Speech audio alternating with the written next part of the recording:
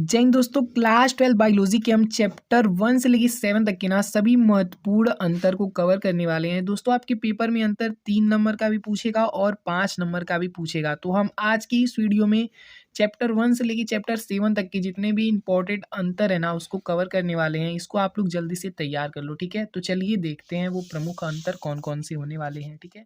तो दोस्तों पहला अंतर हम देखने वाले हैं स्वपरागण तथा पर परागण में अंतर बताइए, ठीक है। स्वपरागण और पर परागण, ठीक है। पहले हम बताते हैं कि परागण दोस्तों क्या होता है। परागण आप समझ जाएंगे ना तो स्वपरागण और पर परागण आपको समझने में ज़्यादा टाइम नहीं लगेगा। दोस्तों आपको रटना नहीं है, एकदम अच्छे से समझना है और समझाने की गारंटी हम ले रहे हैं। दोस्तों थोड़ा सा वक्त लगेगा, 2-4 मिनट वक्त दीजिए, एकदम अच्छे से समझा देंगे। अगर आ गया ना पेपर में ये तो भूलोगे नहीं दोस्तों, 100% गारंटी है हमारी, इतने अच्छे तरीके से आपको समझाएंगे। तो सबसे पहले देख लो परागण क्या होता है, ठीक है। तभी ना आप बताओगे कि स्वपरागण और पर परागण क्या होता है। पहले परागण जान लो क्या होता है, ठीक है। थोड़ा समय लेंगे दोस्तों लेकिन एकदम अच्छे से समझा देंगे आपको, ठीक है। और दोस्तों प्रमुख अंतर बहुत ज़्यादा पूछा जाता है, 2 से 3 अंतर पूछे जाएंगे, हो सकता है इसी में से फंस जाए, तो वीडियो को लास्ट तक देखो, ठीक है। परागण दोस्तों क्या होता है कि मान लो जब किसी पुष्प की परागकण ना उसी पुष्प के वर्तिकाग्र में जाते हैं या फिर उसी जाति के दूसरे पुष्प के वर्तिकाग्र में जाते हैं। हाँ, अभी समझाते हैं चित्र के माध्यम से। मान लो ये पुष्प का पौधा है, ठीक है।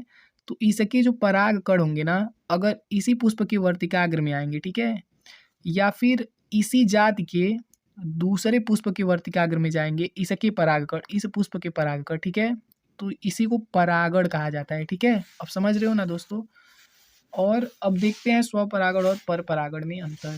तो स्वपरागण जो होता है यह एक ही पौधे के पुष्प के बीच होता है। मान लीजिए स्वपरागण में एक ही पौधा है और इसी के परागकण इसी के वर्तिकाग्र में आ जाएंगे, ठीक है, तो इसी को स्वपरागण कहा जाता है, ठीक है। ये जो परागकण है, परागकण, ठीक है, ये एक ही पुष्प के परागकण उसी पुष्प के वर्तिकाग्र में आएंगे, ठीक, वर्तिकाग्र में आएंगे तो उसको स्वपरागण कहा जाएगा, ठीक है दोस्तों। और वहीं पे अगर पर परागण देखा जाए तो पर परागण में यह एक ही जाति के 2 पौधों के पुष्पों के बीच होता है, ठीक है। पर परागण जो होता है मान लीजिए कि एक ही जाति के 2 पुष्प पौधे हैं, ठीक है। मान लीजिए गेंदे के 2 फूल हैं, तो अगर इस गेंदे के फूल के परागकण इसके वर्तिकाग्र में जाएंगे, इसके वर्तिकाग्र में, ठीक है, तो इसी को पर परागण कहा जाएगा। क्लियर ना दोस्तों।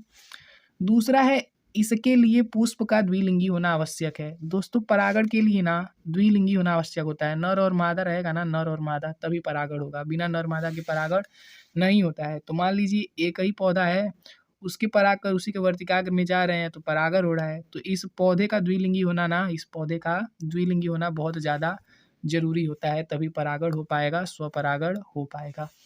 और पर परागण में इसके लिए पुष्प का द्विलिंगी होना आवश्यक नहीं है, क्योंकि ये 2 पौधों के बीच होता है तो इसका द्विलिंगी होना आवश्यक नहीं है। एक नर हो जाएगा, एक मादा हो जाएगा, दोनों में परागण हो जाएगा, पर परागण हो जाएगा।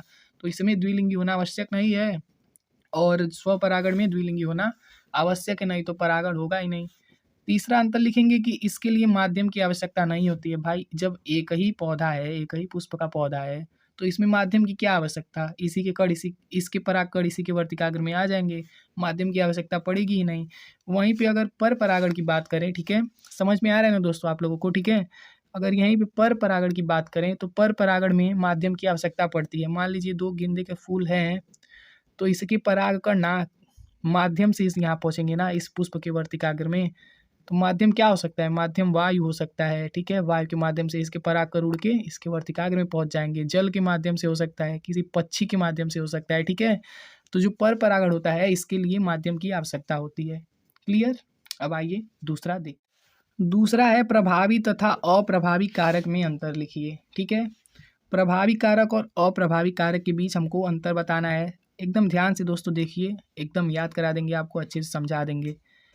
तो देखिए क्या लिखा है, ये किसी भी स्थिति में अपना लक्षण प्रकट करते हैं। अब दोस्तों प्रभावी कारक और अप्रभावी कारक क्या होता है, सबसे पहले आप ये समझ लीजिए, ठीक है। मान लीजिए मटर का 2 पौधा है, ठीक है, मटर का पौधा है, ठीक है, एक बौना पौधा है, एक लंबा पौधा है, ठीक है, एक लंबा पौधा है, एक बौना पौधा है। दोनों में जब संकरण कराया जाएगा तो सभी पौधे मान लीजिए लंबे हुए, ठीक है, सभी पौधे लंबे हुए, तो इसमें जो लंबा पौधा है ना वो प्रभावी है, ठीक है, लंबा पौधा प्रभावी है और बौना पौधा जो है वो अप्रभावी है, ठीक है। तो इन्हीं दोनों में अंतर पूछ रहा है, वही हम आपको बता रहे हैं, तो ध्यान से देखिए, ठीक है। तो जो प्रभावी कारक होता है ये किसी भी स्थिति में अपना लक्षण प्रकट करता है, ठीक है। किसी भी स्थिति में ये जो लंबा पौधा है अपना लक्षण प्रभावी है ना, तो अपना लक्षण प्रकट कर रहा है क्योंकि सभी पौधे लंबे हो जा रहे हैं संकरण कराने के बाद, ठीक है। तो जो प्रभावी कारक होता है वो किसी भी स्थिति में अपना लक्षण प्रकट करता है। वहीं पे अगर अप्रभावी कारक की बात करें तो यह प्रभावी कारक की उपस्थिति में स्वयं को प्रकट नहीं कर सकता है। सेकेंड देखते हैं अंतर, ये सभी पीढ़ियों में प्रकट होता है। प्रभावी कारक है भाई तो सभी पीढ़ियों में प्रकट होगा, जाहिर सी बात है। सभी पौधे लंबे होंगे प्रभावी रहेगा तो, ठीक है। सभी पौधे लंबे होंगे प्रभावी रहेगा तो, ठीक है। तो ये सभी पीढ़ियों में प्रकट होता है। और अप्रभावी कारक जो होता है ये सभी पीढ़ियों में प्रकट नहीं होते हैं, ठीक है। सभी पीढ़ियों में अप्रभावी कारक प्रकट नहीं हो पाते हैं।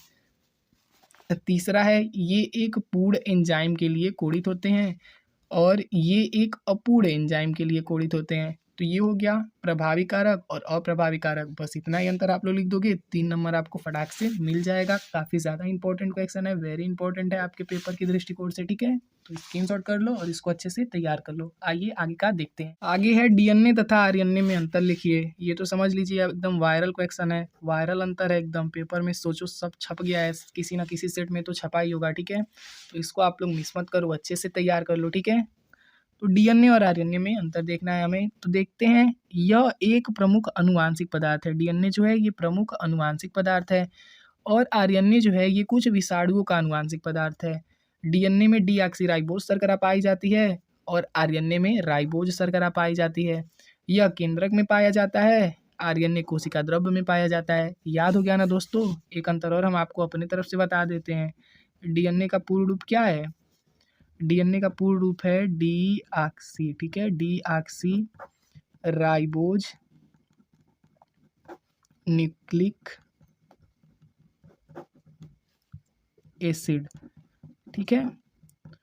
और आरएनए का जो पूरा नाम है, आरएनए का फुल फॉर्म भी पूछ सकता है दोस्तों। आरएनए का फुल फॉर्म क्या है? आरएनए का फुल फॉर्म है राइबोज न्यूक्लिक एसिड, ठीक है। ये आरएनए का फुल फॉर्म है, आरएनए का फुल फॉर्म है ribose nucleic acid. Okay friends, आइए आगे देखते हैं। नेक्स्ट है सहज तथा उपार्जित प्रतिरक्षा में अंतर बताइए। दोस्तों जो सहज प्रतिरक्षा होता है ना, ये जन्मजात होता है, मतलब ये जन्म से ही हमारे शरीर में मौजूद होता है, जो सहज प्रतिरक्षा होता है।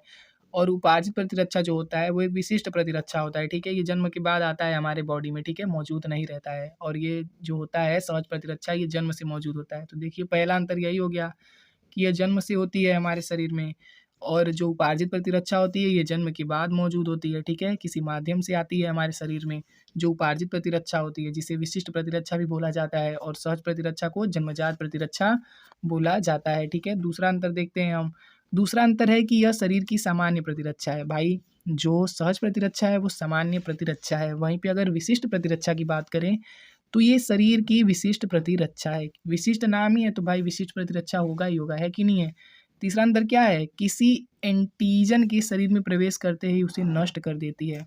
जो सहज प्रतिरक्षा होती है, जैसे कि हमारा लार हो गया, ठीक है, तो बाहर से अगर कोई भी जीवाणु विषाणु हमारे शरीर में आते हैं ना, तो जो सहज प्रतिरक्षा होती है उसको तुरंत खत्म कर देती है, उसका खात्मा कर देती है, उसको नष्ट कर देती है।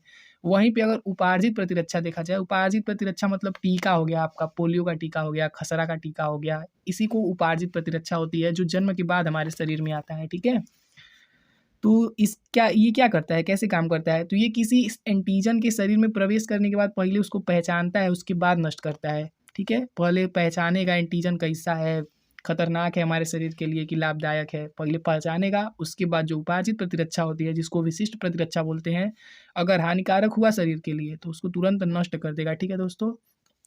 उपार्जित प्रतिरक्षा में दोस्तों पोलियो का टीका हो गया, किस टीके ही आते हैं उपार्जित प्रतिरक्षा में, ठीक है। और सहज प्रतिरक्षा जन्म से ही हमारे शरीर में होती है।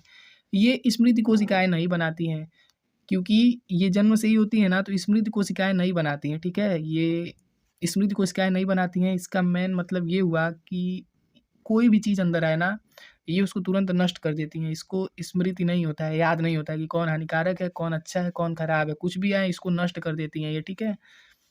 ये स्मृति कोशिकाएं बनाती हैं।